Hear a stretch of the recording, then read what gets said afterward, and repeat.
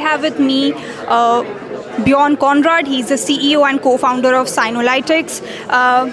So first of all, I want to begin by asking you, what is it that your firm does?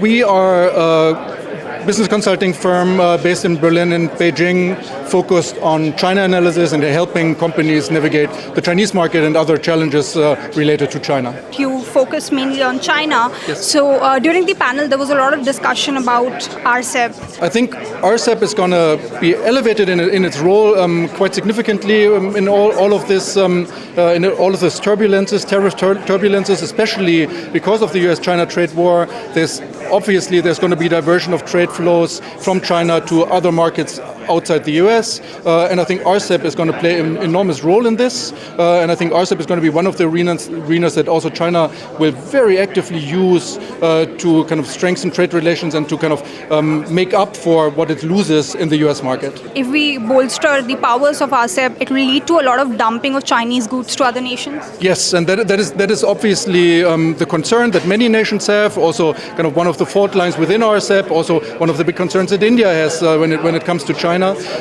and kind of China also using trade agreements, including the WTO, to push products into international markets for sub-prices is really obviously of a big concern to everyone. Yeah. In your analysis, do you confirm that China's trade practices are unethical?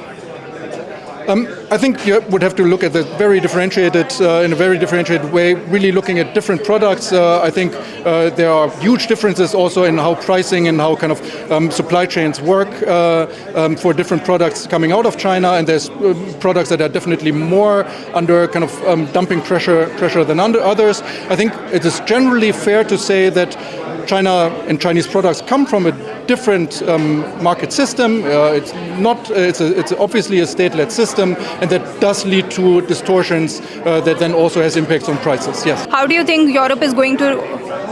Is it going to diversify its export market? Because right now it's very constrained. Yes, I think Europe has been extremely active over the last couple of years in kind of reshaping its trade relationship with China and kind of putting the instruments in place to also protect itself from market distortions. And I think this is going to be ongoing at the same time.